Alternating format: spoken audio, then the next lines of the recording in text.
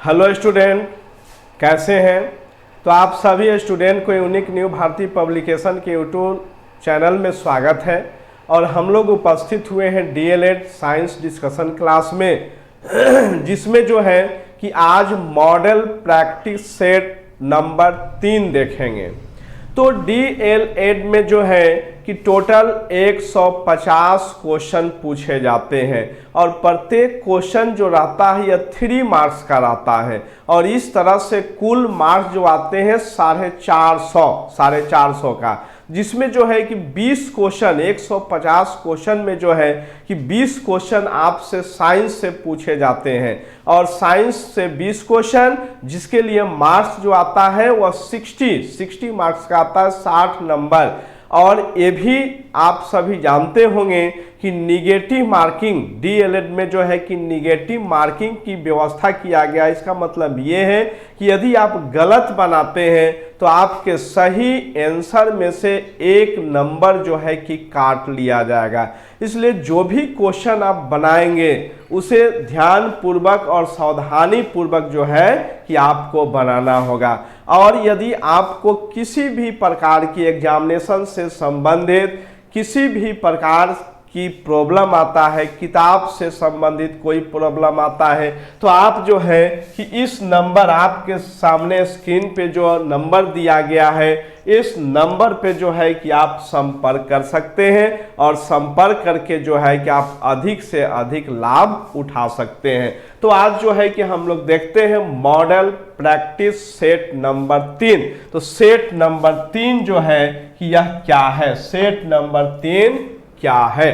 तो क्वेश्चन कहता है प्रकाश का शून्यावकाश यानी वैक्यूम, जिसको निर्वात भी बोलते हैं। क्या बोलते हैं? निर्वात।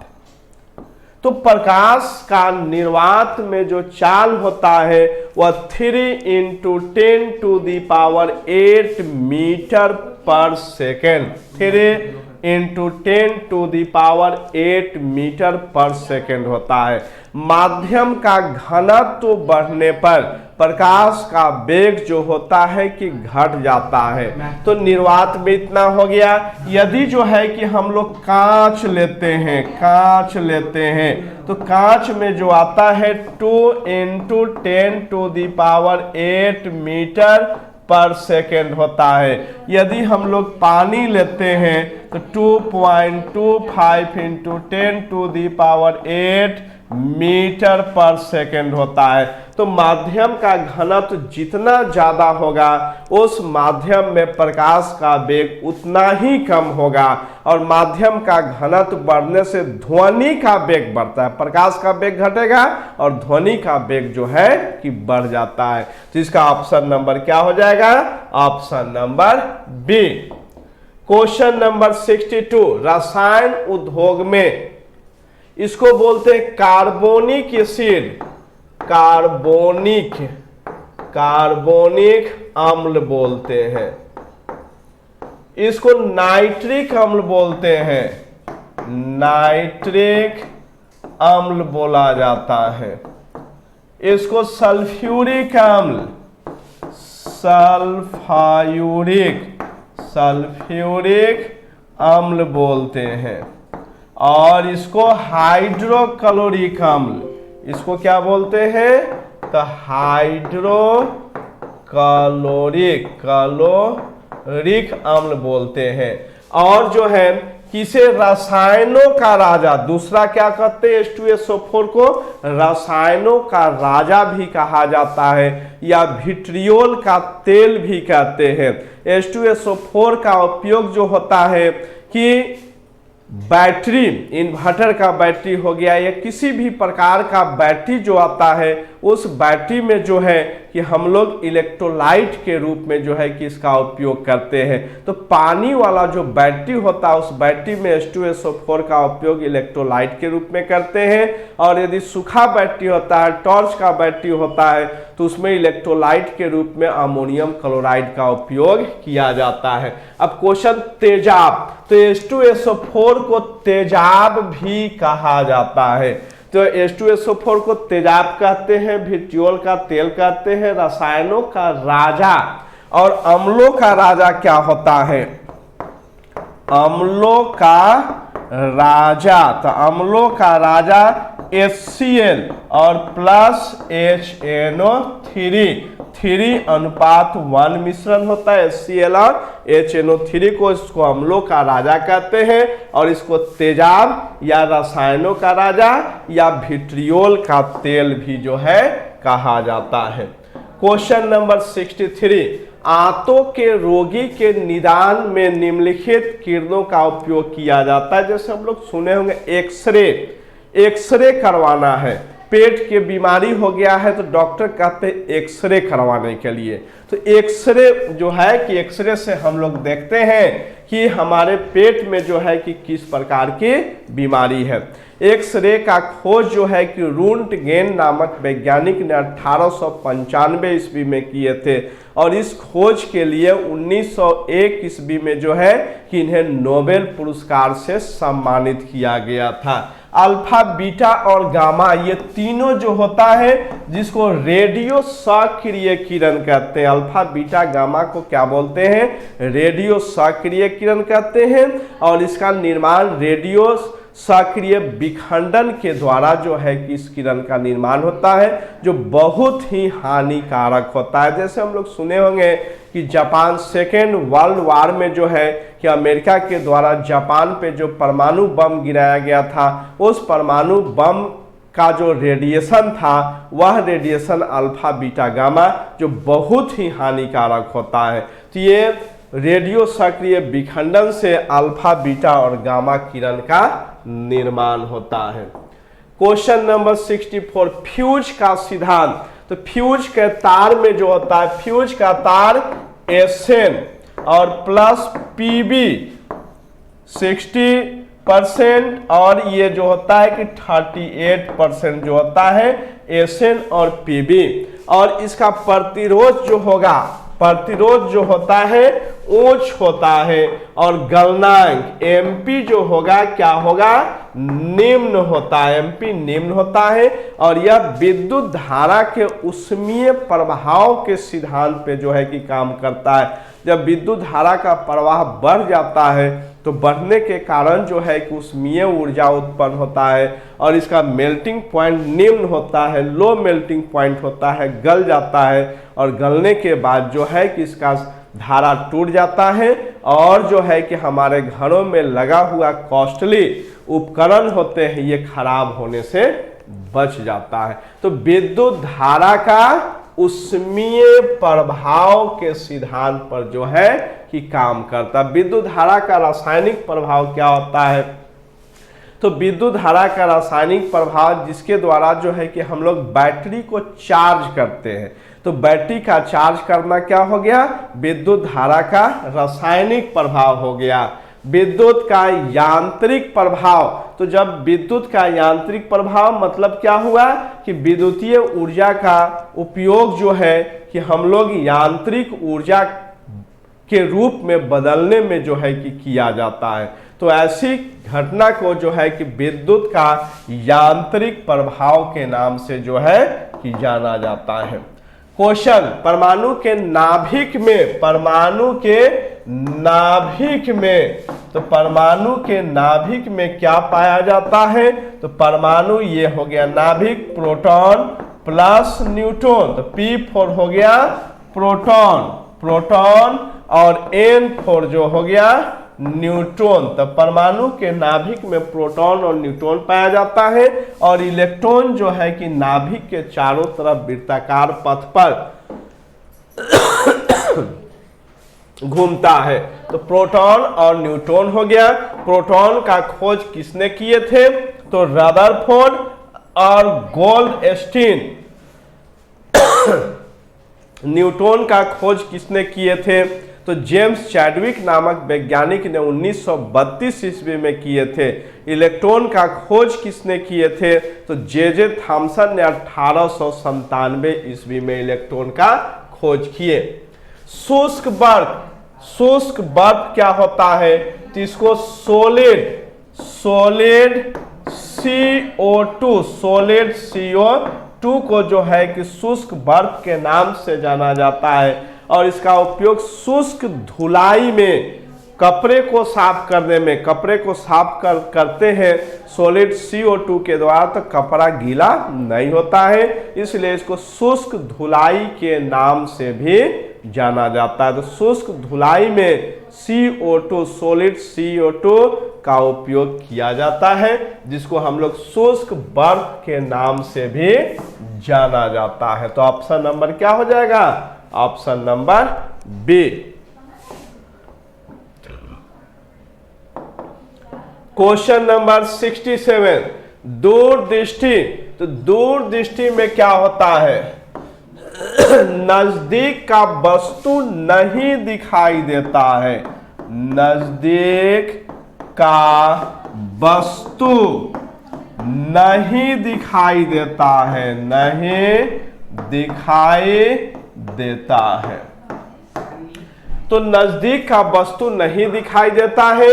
और दूरदृष्टि दोष में जो है कि हम लोग उत्तल लेंस का प्रयोग करते हैं, और ये जो होता है कि निकट दृष्टि दोष, निकट दृष्टि दोष में जो है कि हम लोग अवतल लेंस का प्रयोग करते हैं। निकट दृष्टि दोष में अवतल लेंस का प्रयोग करते हैं, और दूर दृष्टि दोष में जो है कि उत्तल लेंस का प्रयोग करते हैं। तो निकट दृष्टि दोष में जो है कि दूर का वस्तु नहीं दिखाई देता है, और दूर दृष्टि दोष में जो है कि निकट का वस्तु दिखाई नहीं देता है। और इसके उपचार के लिए जो है कि हम लोग लेंस का उपयोग करते हैं, दर्पण का उपयोग नहीं किया जाता है।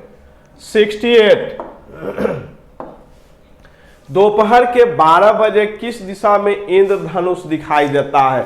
तो इंद्रधनुष हमेशा सूर्य के विपरीत दिशा में दिखाई देता है, और इंद्रधनुष का निर्माण जो है कब होता है? सुबह में होता है या शाम को होता है? तो सुबह में सूर्य जो होता है कि पूरब की ओर होता है, तो इंद्रधनुष जो है कि पश्चिम दिशा में दिखाई देगा, और शाम के समय जो है कि सूरज पश्चिम दिशा में होता है, तो इंद्रधनुष पूरब दिशा में दिखाई देगा। और दोपहर में जो है कि सूरज आकाश में हमारे सर के ऊपर रहता है, तो उसके लिए जो है कि स्पेक्ट्रम का काम पृथ्वी करता है, और पृथ्वी पर हम लोग भी रहते हैं, इसलिए दोपहर के समय जो है कि इंद्रधनुष दिखाई नहीं देता है। तो इंद्रधनुष हमेशा बरसातों के समय ही इंद्रधनुष का निर्माण होता है, और उस अवस्था में जो रेन ड्रॉप्स होता है, वर्षा का बूंद होता है, वह प्रिज्म के समान कार्य करता है, और उस वर्षे के बूंद से सूर्य का प्रकाश जब पार करता है, तो पार करने के बाद जो है कि इंद्रधनुष का निर्माण होता है। तो सुबह के समय कहाँ पर होगा? पश्चिम दिशा में, और शाम के समय पूरब दिशा में, दोपहर के समय इसका निर्माण नहीं। तो 12 बजे दोपहर, तो पश्चिम नहीं, दक्षिण नहीं, पूरब नहीं, तो नहीं देखा जा सकता है। तो पूरब दिशा में कब होगा? तो शाम के समय, शाम में। पश्चिम दिशा में कब होगा? तो सुबह में, सुबह में। बात समझ में आ गई? क्वेश्चन नंबर 69, दाढ़ी बनाने के लिए काम में लाते हैं तो हजामती दर्पण, अवतल दर्पण को हजामती दर्पण भी कहा जाता है।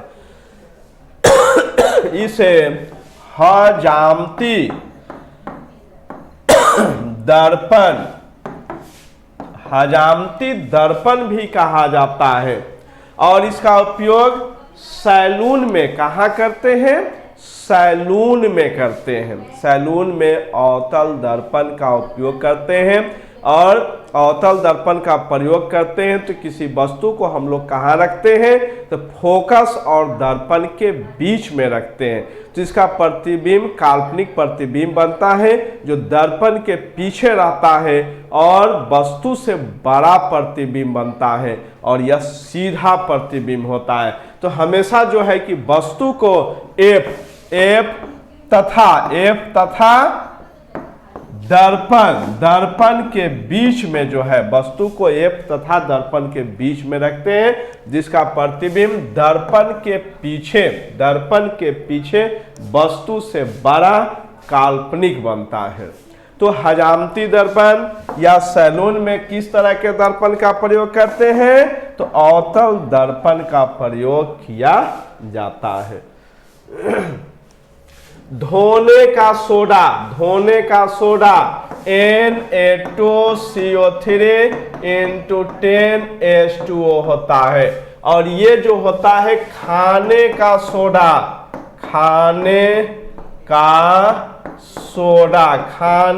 सोडा होता है।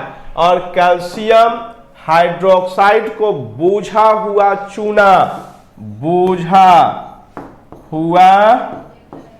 चूना बोलते हैं, चूना या स्लग्ड लाइम कहा जाता है। और इसको बोलते हैं कास्टिक सोडा। क्या बोलते हैं? तो कास्टिक सोडा के नाम से जो है किसको जाना जाता है? तो धोने का सोडा सोडियम कार्बोनेट, और इसमें जल की जो मात्रा होता है 10 अणु, तो सोडियम कार्बोनेट × 10H2 होता है धोने का सोडा। Option number B. 71 सौर ऊर्जा निम्नलिखित में से किससे प्राप्त होता है? तो सौर मतलब क्या हो गया? सौर मतलब सूरज। सौर मतलब क्या हुआ? सूरज हुआ। तो सूरज से ऊर्जा हमें, तो इसी से हम लोग को आंसर मिल गया कि सौर ऊर्जा किससे प्राप्त होता है? तो सूरज से सौर ऊर्जा की प्राप्ति होती है। और इसी सौर ऊर्जा के कारण पृथ्वी पर रहने वाले जितने भी जीव जंतु हैं, सभी जीव जंतु का अस्तित्व जो है कि बना रहता है। यदि पृथ्वी पर सौर ऊर्जा की प्राप्ति नहीं हो तो पृथ्वी पर किसी भी प्रकार का जीवन संभव नहीं होगा। तो सूर्य में यह ऊर्जा कहाँ से आता है? तो सूर्य में जो है कि नाभिकीय विखंडन की अभिक्रिया होते रहता है। और सूर्य का जो ईंधन होता है वह हाइड्रोजन होता है। तो सूर्य और तारा का ईंधन कौन सा होता है? हाइड्रोजन। और हाइड्रोजन का हमेशा विस्फोट होते रहता है। और उस विस्फोट के द्वारा जो है कि अत्यधिक मात्रा में उष्मीय ऊर्जा की प्राप्ति होती है। और वही उष्मीय ऊर्जा, प्रकाश ऊर्जा जो है कि पृथ्वी तक पहुंचता है। और पृथ्वी पर पहुंचने के बाद जो है कि पृथ्वी पर रहने वाले जितने भी जीव जंतु होते हैं, सभी जीव जंतु अपने क्रियाकलाप को संपन्न करते हैं। हवा के द्वारा जो होता है विंड एनर्जी, ये क्या होता है? तो विंड एनर्जी, जैसे विंड मिल का हम लोग नाम सुने होंगे, पवन चक्की का नाम सुने होंगे। तो ये हवा के द्वारा जो है चलाया जाता है। इसके बाद यदि समुद्र, तो समुद्र के द्वारा जो है टाइडल एनर्जी की हमें प्राप्ति होती है। जल ऊर्जा की प्राप्ति होती है। चंद्रमा, तो चंद्रमा में अपना प्रकाश नहीं होता है, वह चंद्रमा किसी दूसरे के प्रकाश यानी सूर्य के प्रकाश के द्वारा जो है यह प्रकाशमान होता है। इसके पास अपना कोई भी प्रकार का प्रकाश नहीं होता है। ठोस कपूर से कपूर वाष्प बनाने की प्रक्रिया क्या कहा जाता है? तो ठोस को गर्म किए, हीट किए, ठोस को क्या किए? तो हीट किए, तो ये क्या बन गया? जल बन गया, यानी द्रव बन गया।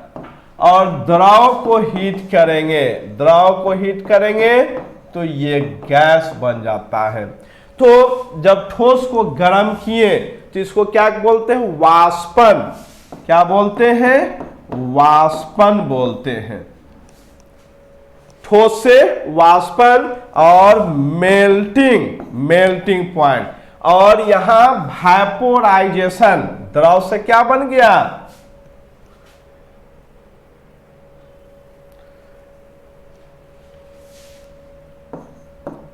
द्रवीकरण, मेल्टिंग पॉइंट बोलते हैं। इसको क्या बोलते हैं? वाष्पीकरण, वाष्पीकरण। और कभी कभी हम लोग देखे होंगे कि ठोस को हीट करने के बाद डायरेक्ट गैस बन जाता है। तो जब ठोस डायरेक्ट गैस बन जाता है, जैसे हम लोग अपने घरों में कपूर को जलाते हैं, तो कपूर जलाने से क्या होता है कि ठोस कपूर जो है कि वह डायरेक्ट गैस अवस्था में, लिक्विड अवस्था में नहीं आता है, यह गैस अवस्था में आ जाता है। तो इस प्रक्रिया को ऊर्ध्वपातन, सब्लिमेशन कहा जाता है। तो ये सब्लिमेशन, और ये द्रवीकरण यानी पिघलना, ये पिघलना हो गया। हिमीकरण मतलब जमना, हिमीकरण मतलब क्या हो गया? जमना हो गया। पानी को ठंडा कर दिए तो ये जम गया, और वाष्पीकरण जो हो गया यहां हो गया ये। तो इस तरह से जो है यह चक्र चलते रहता है। पौधों एवं पेड़ का खाना तैयार करने की प्रक्रिया, तो जितने भी पेड़ पौधा होता है,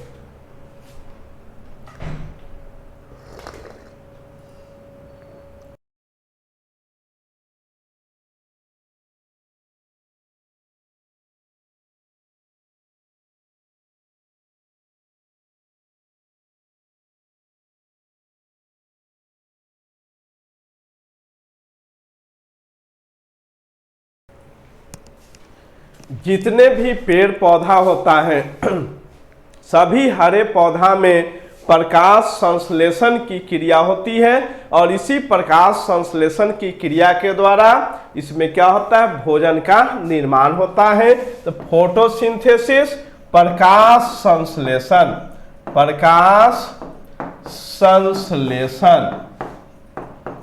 तो प्रकाश संश्लेषण में क्या होता है कि वायुमंडल से CO2 और जमीन से H2O, और ये जो है कि प्रकाश और पर्णहरित क्या होता है पौधा के पत्ती में?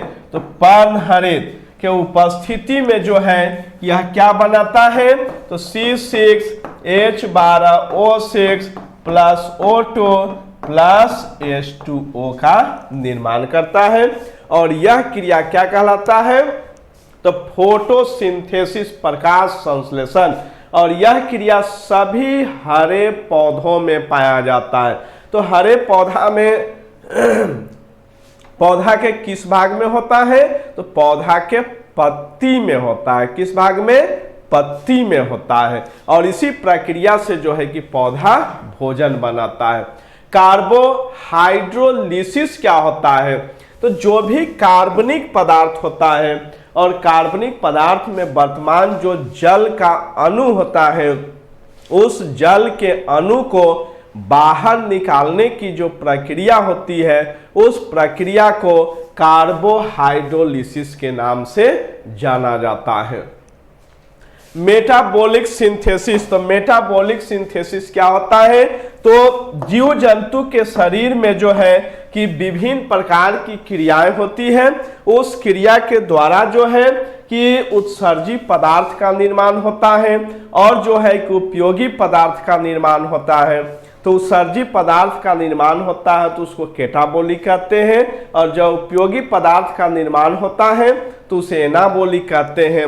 और ये दोनों क्रियाएं साथ साथ संपन्न होती हैं, और दोनों क्रियाएं के सम्मिलित रूप को मेटाबॉलिक उपापचय क्रिया के नाम से जाना जाता है। निम्न में से कौन सा धातु अर्धचालक? तो अर्धचालक सेमीकंडक्टर, इसको क्या बोलते हैं? तो सेमीकंडक्टर, सेमीकंडक्टर के नाम से जानते हैं। तो ये जो आता है जर्मेनियम, जर्मेनियम सेमीकंडक्टर होता है। तांबा जो है कि धातु होता है। ग्रेफाइट अधातु, अधातु। और क्या है? तो कार्बन का अपरूप, कार्बन का अपरूप होता है। हीरा और ग्रेफाइट जो होता है कार्बन का अपरूप। और चांदी सबसे अधिक विद्युत का सुचालक धातु होता है। यदि क्वेश्चन पूछा जाए कि विद्युत का सबसे अधिक सुचालक धातु कौन सा होता है, तो ये चांदी होता है।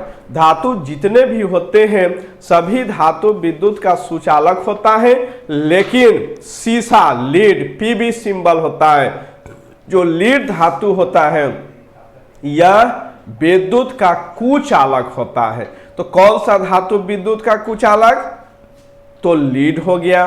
कौन सा धातु विद्युत का सुचालक, तो सभी धातु होता है। सभी अधातु विद्युत का कुचालक होता है, लेकिन ग्रेफाइट जो होगा, ग्रेफाइट अधातु विद्युत का सुचालक होता है। तो ये ग्रेफाइट जो होगा सुचालक होता है, यह कार्बन का अपरूप होता है। जैविक सिस्टम में रासायनिक क्रिया की प्रक्रिया को तेज करने के लिए, तो रासायनिक प्रक्रिया की क्रिया को तेज करने के लिए जो है कि हम लोग एंजाइम का उपयोग करते हैं। जैसे हम लोग देखे होंगे कि हमारे शरीर में भोजन का पाचन नहीं होता है, तो भोजन का जब पाचन नहीं होता है तो हम लोग जो है कि बाहर से एंजाइम खाते हैं। उन्हीं एंजाइम हो गया, अरिस्टोजाइम हो गया, और बहुत तरह के एंजाइम पाए जाते हैं। तो यह एक प्रकार का कैटलिस्ट होता है जो हमारे शरीर में जो है कि पचाने का काम करता है। तो क्या हो जाएगा ये एंजाइम।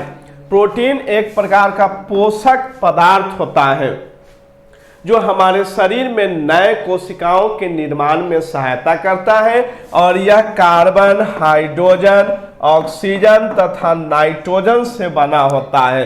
प्रोटीन के बारे में सबसे पहले जो है कि बतलाने वाले जो वैज्ञानिक थे जिनका नाम था बर्जेलियस, तो बर्जेलियस नामक वैज्ञानिक ने जो है कि प्रोटीन के बारे में सबसे पहले बतलाए थे। डीएनए का नाम होता है deoxy ribo nucleic acid, deoxy ribo nucleic acid होता है, और यह जीन में पाया जाता है जो आनुवंशिक गुण को एक पीढ़ी से दूसरे पीढ़ी में ले जाने में सहयोग करता है। डीएनए के बारे में बतलाने वाले जो वैज्ञानिक थे जिनका नाम था वाटसन और क्रिक।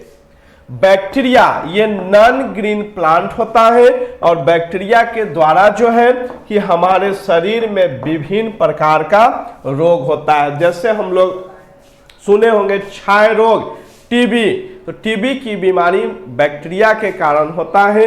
उस बैक्टीरिया को माइकोबैक्टीरियम ट्यूबरकुलोसिस के नाम से जाना जाता है। तो बैक्टीरिया के कारण हमारे शरीर में विभिन्न प्रकार की बीमारियां होती हैं, और सभी बीमारियों के लिए जो है कि अलग अलग प्रकार का बैक्टीरिया जीवाणु होता है। 76 निम्नलिखित में किसकी कमी से मनुष्य में मधुमेह की बीमारी होती है। तो मधुमेह की बीमारी में जो है कि हमारे शरीर का जो पैंक्रियाज होता है, अग्नाशय होता है, यह अग्नाशय प्रॉपरली काम नहीं करता है, और प्रॉपरली काम नहीं करने के कारण जो है कि अग्नाशय से इंसुलिन का स्राव नहीं होता है, और इंसुलिन का स्राव नहीं होने के कारण जो है कि हमारे शरीर में जो ब्लड ये शुगर जो होता है, शुगर का डिकम्पोजिशन नहीं होता है, और नहीं होने के कारण शुगर की मात्रा ब्लड में या यूरिन में बढ़ जाता है, जिसके कारण जो है कि मधुमेह की बीमारी होती है। तो मधुमेह की बीमारी में जो है कि हमारे शरीर का कौन सा भाग इफेक्टेड होता है, तो इफेक्टेड जो भाग होता है जिसको हम लोग अग्नाशय पैंक्रियाज कहते हैं, क्योंकि इसके द्वारा जो है कि इंसुलिन का सेक्रेशन नहीं होता है। तो ये इंसुलिन और इसका सेक्रेशन कहाँ से, तो अग्नाशय से होता है। ग्लाइसिन, ग्लाइसिन क्या है, तो एक प्रकार का एमिनो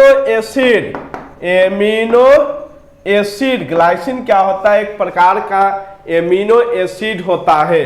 हीमोग्लोबिन क्या होता है, तो ये रक्त में पाए जाने वाला रेड पिगमेंट, कैसा, तो रेड पिगमेंट, रक्त में पाए जाने वाला जो होता है कि रेड पिगमेंट होता है। हिस्टामिन क्या होता है, तो हिस्टामिन जो है कि हमारे शरीर में एंटीबॉडी बनाने में जो है कि सहयोग करता है। हिस्टामिन हमारे शरीर में जो है कि एंटीबॉडी बनाने में जो है कि सहयोग करता है। और यह जो है कि एलर्जी हिस्टामिन की कमी हो जाती है, जिसके कारण जो है कि हमारे शरीर में तरह तरह की एलर्जी भी होता है। तो यहाँ 76 का मधुमेह होता है, इंसुलिन, और इंसुलिन में हमारे शरीर का कौन सा अंग इफेक्टेड होता है? तो पैंक्रियाज होता है, अग्नाशय होता है।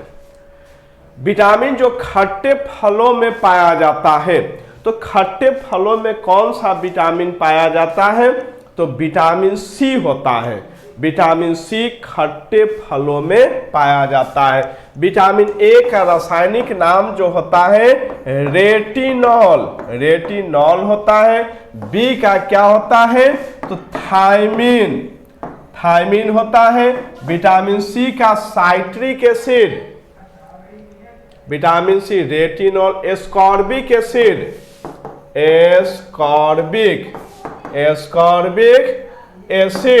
और डी का कैल्सीफेरॉल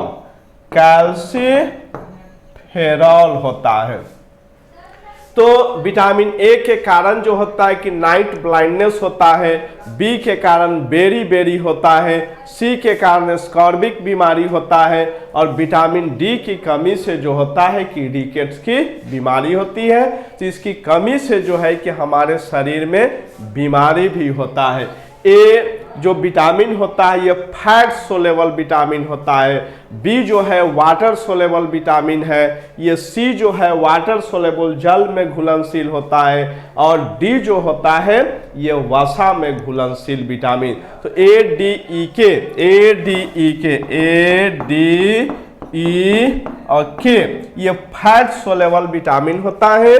और बी सी जो होता है यह जल में घुलनशील विटामिन होता है। तो विटामिन मुख्य रूप से दो प्रकार का होता है, जिसको वाटर सोलेबल और फैट सोलेबल के नाम से जाना जाता है। क्वेश्चन, मनुष्य शरीर में खून की शुद्धिकरण प्यूरिफिकेशन। तो हम लोग जानते हैं कि किसी भी जीव जंतु मनुष्य के शरीर में अधिक किडनी काम नहीं करता है। तो किडनी काम नहीं करता है तो ब्लड का फिल्ट्रेशन नहीं होता है, और वैसी स्थिति में जो है कि हमारे शरीर में नाइट्रोजिनस वेस्ट की मात्रा बढ़ जाता है, शरीर फूल जाता है। तो वैसे व्यक्ति को क्या किया जाता है? डायलिसिस, नाम सुने होंगे डायलिसिस। तो डायलिसिस किसके लिए किया जाता है? तो जिस व्यक्ति का किडनी जो है काम नहीं करता है, प्रॉपरली काम नहीं करता है, तो प्रॉपरली काम नहीं करने के कारण जो होता है कि ब्लड का फिल्ट्रेशन नहीं होता है, इसके लिए डायलिसिस किया जाता है। तो डायलिसिस क्या हो गया? डायलिसिस किडनी खराब होने पे जो है कि ब्लड का फिल्ट्रेशन डायलिसिस प्रक्रिया के द्वारा जो है कराया जाता है। हीमोलिसिस, तो हीमोलिसिस हेमोग्लोबिन की टूटने की जो प्रक्रिया होती है उस प्रक्रिया को हेमोलिसिस के नाम से जाना जाता है। हमारे शरीर में जो हेमोग्लोबिन होता है वह हेमोग्लोबिन नष्ट हो जाता है। तो नष्ट होने की जो प्रक्रिया होती है उस प्रक्रिया को हेमोलिसिस के नाम से जाना जाता है। ऑस्मोसिस, तरल पदार्थ जो होता है तरल पदार्थ का जो फ्लो होता है, बहाव होता है एक जगह से दूसरे जगह, जैसे हम लोग सुने होंगे कि कोशिका जल को अवशोषित करती है, किशमिश को पानी में डालते हैं तो वह फूल जाता है। तो यह किस कारण से होता है? तो ऑस्मोसिस। तो ये जितने भी लिक्विड का फ्लो जो होता है ऑस्मोसिस होता है, और गैस का जो फ्लो होता है वह डिफ्यूजन के कारण होता है। और पैरालाइसिस क्या होता है? पैरालाइसिस तो हमारे शरीर का जो अंग होता है कोई अंग काम नहीं करता। जैसे सुने होंगे कि शरीर के पैर में पैरालाइसिस मार दिया है, हाथ में पैरालाइसिस मार दिया है, जिसके कारण पैर काम नहीं करता है। तो शरीर के जिस अंग में पैरालाइसिस मार देता है वह अंग जो है कि वह कार्य करना बंद कर देता है, वह अंग क्या होता है? अपंग हो जाता है। और इसको जो है कि हम लोग पैरालिसिस के नाम से जानते हैं। तो पैरालिसिस क्यों होता है? तो तो डिफरेंस ऑफ टेम्परेचर, टेम्परेचर का डिफरेंस होने के कारण जो होता है कि इस तरह की घटना देखने को मिलता है। टरबाइन एवं डायनेमो से बिजली प्राप्त करने में किस ऊर्जा को विद्युत ऊर्जा में परिवर्तित होता है? तो जनरेटर, टरबाइन या जो है कि हम लोग डायनेमो देखे होंगे, सुने होंगे।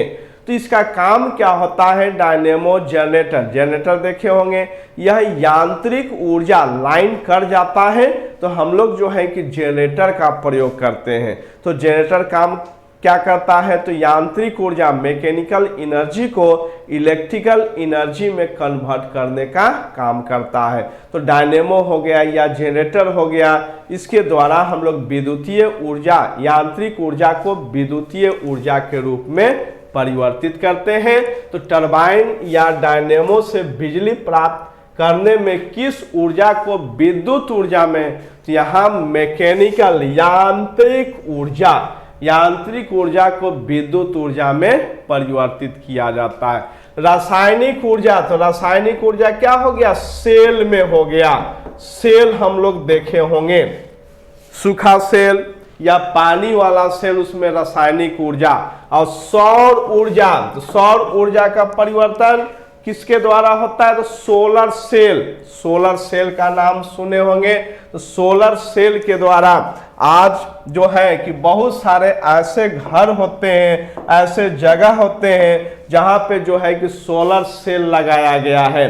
तो सोलर सेल क्या होता है कि सौर ऊर्जा को जो है कि सबसे पहले बैटरी में जो है कि स्टोर किया जाता है और बैटरी में स्टोर करके जो है कि फिर घरों में या जो है कि अगले जगहों पे जो है कि उसका सप्लाई किया जाता है। तो उसमें सूर्य ऊर्जा का उपयोग किया जाता है। पर्दे में काम आने वाले ग्लासेस किस प्रकार के लेंस होते हैं? जिसको पठन लेंस हम लोग क्या बोलते हैं? जिसको पठन लेंस भी बोलते हैं, पठन लेंस भी इसे बोलते हैं। जैसे हम लोग देखे होंगे पहले जो है कि ज्योमेट्री बॉक्स में आता था, छोटा कांच का इस तरह से रहता था, इस तरह से रहता था, हम लोग देखे होंगे। तो या वृद्ध व्यक्ति होता है, पकड़ करके जो है कि पेपर ऊपर पढ़ने का जो है कि काम में लाते हैं। तो जिसको हम लोग पठन लेंस के नाम से भी जानते हैं। और इस लेंस में जो है कि उत्तल लेंस, कौन सा लेंस? तो उत्तल लेंस का प्रयोग किया जाता है। कौन सा लेंस? उत्तल लेंस। और सिंपल जो माइक्रोस्कोप होता है, सिंपल माइक्रोस्कोप में भी जो है कि उत्तल लेंस का प्रयोग करते हैं। जिसमें क्या हो जाएगा? उत्तल लेंस का प्रयोग किया जाता है। तो इस तरह से जो है कि आज का सेट हम लोगों का मॉडल प्रैक्टिस सेट नंबर 3 जो है कि समाप्त हुआ।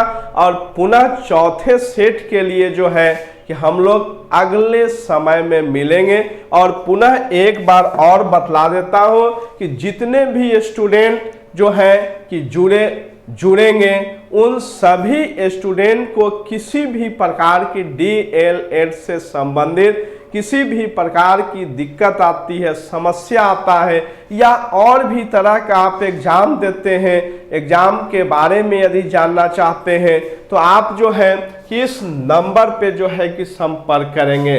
और जो है कि वीडियो देखने के पहले जो है कि यदि आप एक बार मॉडल प्रैक्टिस सेट बना लेते हैं और बनाने के बाद जो है कि आप वीडियो को देखते हैं तो आपको समझने में किसी भी प्रकार की जो है कि कोई परेशानी नहीं होगा। इसलिए जो है कि जितने भी स्टूडेंट वीडियो को देखेंगे सबसे पहले जो है कि मॉडल प्रैक्टिस सेट जो है कि बनाने का प्रयास करेंगे। और मॉडल सेट प्रैक्टिस बनाने के बाद जो है कि आप यदि चैनल को देखते हैं तो आपको अधिक से अधिक जो है कि लाभ मिलेगा। तो हम लोग पुनः अगले प्रैक्टिस सेट में मिलते हैं। तब तक ओके, बाय, जय हिंद।